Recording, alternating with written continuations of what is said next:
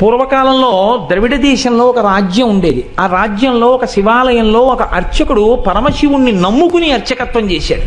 అర్చకత్వం అంటే మామూలుగా చేసింది కాదు, ఆయన ఉన్నాడు అని నమ్మి అర్చకత్వం చేశాడు.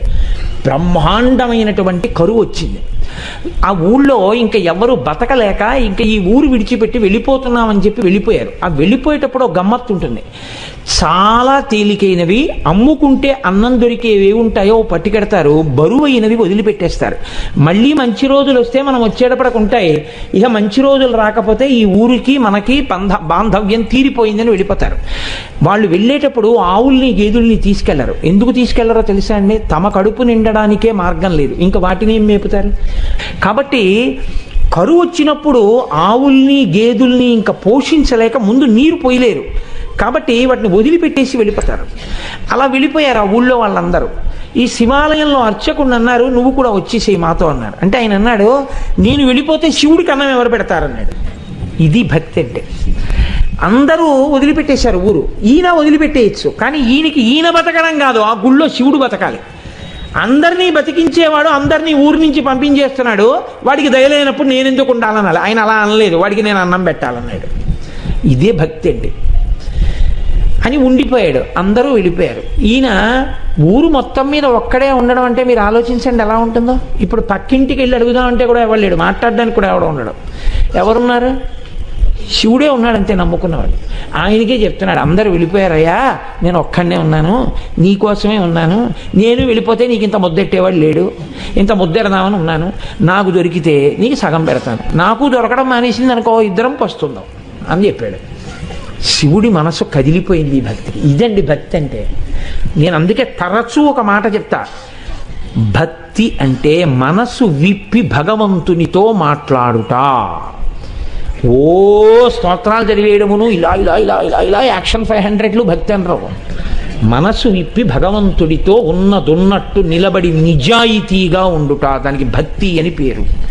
నిరంతరానుసంధానము ఈశ్వరుడితో. అది తైలధార పాత్రలోంచి పాత్రలోకి పడ్డట్టు పడుతూనే ఉండాలి.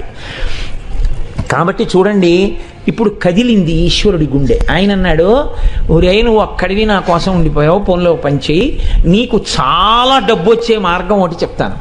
నేను ఒక శ్లోకం ఒకటి రాసిస్తాను. ఈ రాజ్యానికి ఉన్నటువంటి ప్రభువు చాలా సాహిత్యమునందు మక్కువ కలిగినటువంటి వాడు. కాబట్టి ఆయన నువ్వు పట్టుకెళ్ళి ఈ శ్లోకం చెప్తే చాలా సంతోషించి నీకు కానుకలు ఇస్తాడు. నువ్వు ఆ కానుకలు తెచ్చుకుని దానితో నువ్వు బతుకు, నాకు నైవేద్యం పెట్టు అన్నాడు. అంటే అలాగే అంగీకరించి ఆ గుడిలో ఉండేటటువంటి అర్చకుడు ప్రభువు దగ్గరికి వెళ్ళాడు. వెళ్ళి పరమశివుడు రాసి ఇచ్చినటువంటి పత్రాన్ని తీసి ఆ పద్యాన్ని చదివాడు. సింధుర రాజగమనాద్ధమ్మిల్ల బంధంబు సహజ సుగంధంబు. అందులో ఉంది, పార్వతీదేవి యొక్క కేశపాశము సహజమైనటువంటి సువాసనతో కూడి ఉంటుంది. సింధుర రాజగమనాథమ్మిల్ల బంధమ్ము సహజ సుగంధమ్ము. సింధుర రాజగమన అంటే ఏనుగు ఎలా నడుస్తుందో అటువంటి ఏనుగు యొక్క నడక వంటి అందమైన నడక కలిగినటువంటి పార్వతీదేవి యొక్క కేశపాశము సహజమైన సుగంధము కలిగినది. ఆ రాజు యొక్క ఆస్థానంలో ఆస్థానకవి ఒక ఆయన ఉండేవాడు, నత్కీరుడు అని ఆయన పేరు. ఆ నత్కీరుడు అక్కడ కూర్చుని ఉండగా ఈయన వెళ్ళి ఆ పద్యం చదివాడు.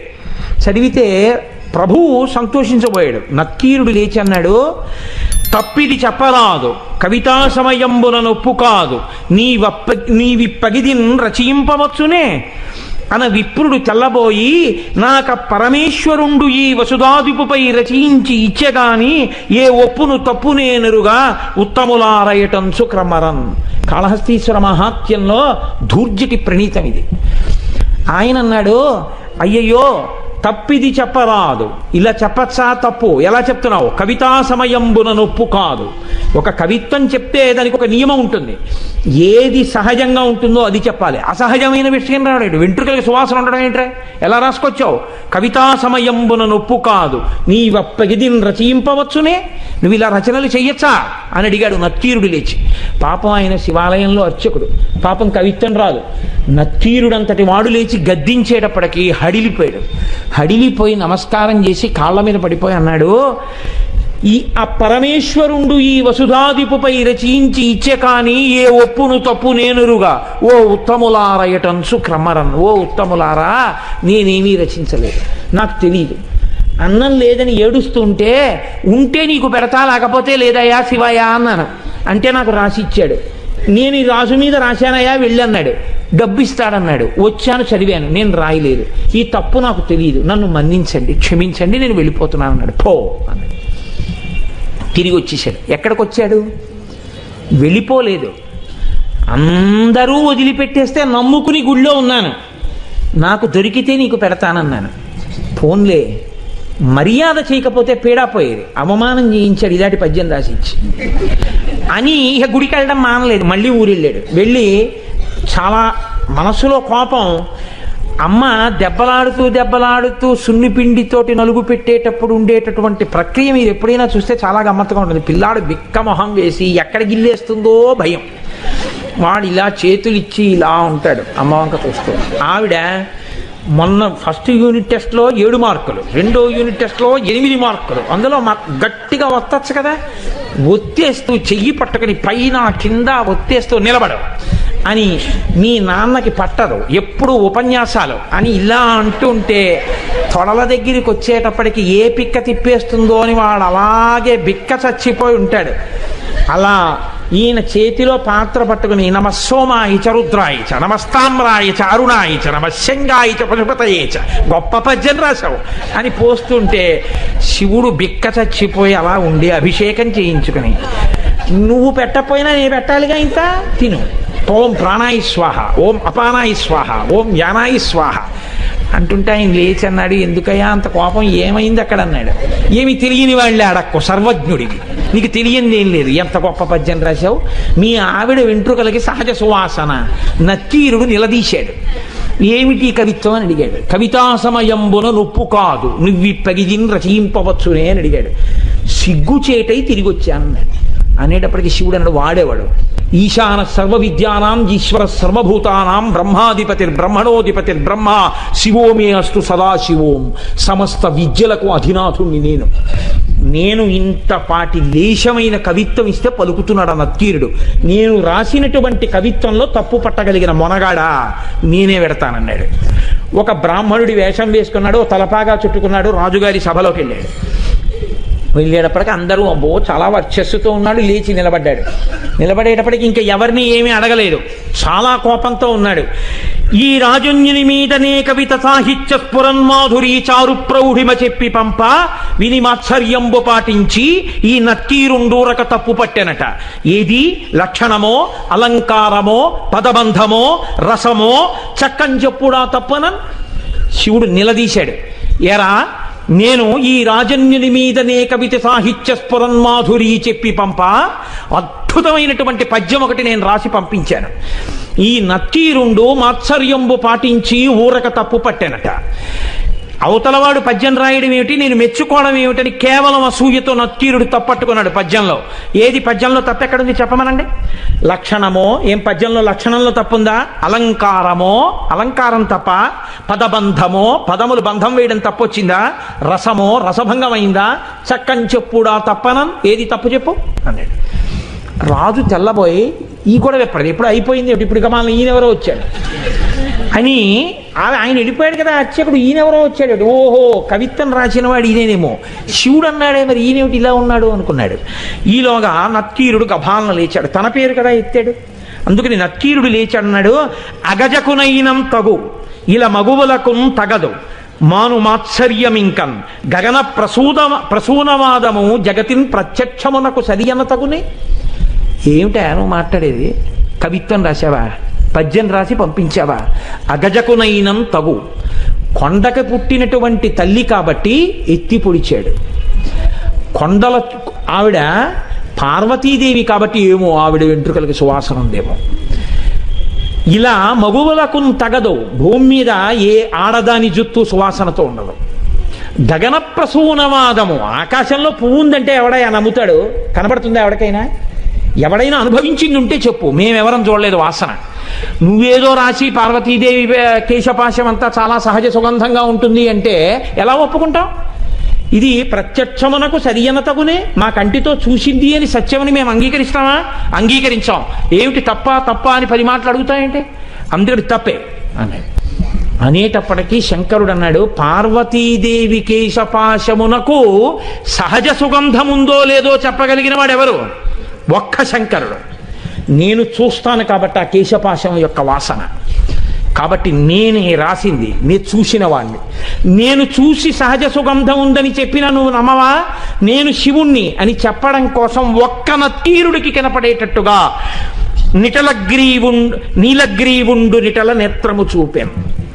నీలగ్రీవుడు నల్లని కంఠమున్నవాడు, హాలాహలాన్ని భక్షించినవాడు, అంత ఓర్పున్నవాడు, లోకములను రక్షించగలిగినవాడు. వీడికి నేను చెప్పింది నిజమే అని చెప్పాలని పరమశివుణ్ణి నేను అబద్ధం చెప్పవలసిన అవసరం లేదు. ఆమె నా భార్య. నేను నిరంతరం వాసన చూసిన కేశపాశం అది. నేను చెప్తున్నానని చెప్పడం కోసమని 3వ కన్ను చూపించాడు. చూపిస్తే అహంకారం అండి నక్కీరుడికి. తను నమ్మింది, తనకొచ్చిన 4 పద్యాలు గొప్ప అనుకున్నాడు.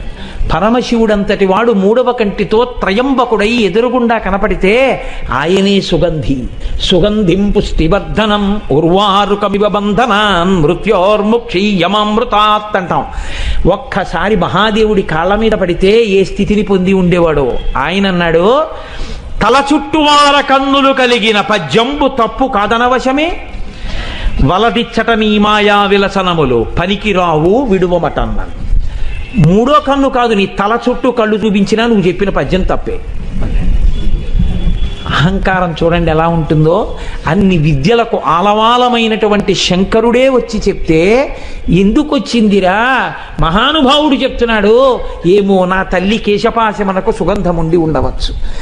ఆ అనుభవము, నేను అలా అమ్మ కేశపాశ దర్శనం చేయగలిగిన భాగ్యాన్ని శంకర నాకు కూడా కృప చెయ్యని పాదాల మీద పడాలి. తన విద్యతో వాదన చేస్తున్నాను అనుకున్నాడు. నీ తల చుట్టూ కళ్ళు చూపించినా నీ పద్యం తప్పే అన్నాడు.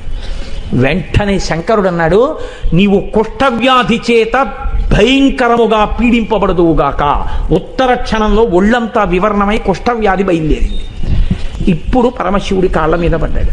అయ్యయ్యో తండ్రి, వచ్చిన 4 ముక్కలకి కన్ను మిన్ను కానక అహంకారంతో ప్రవర్తించాను.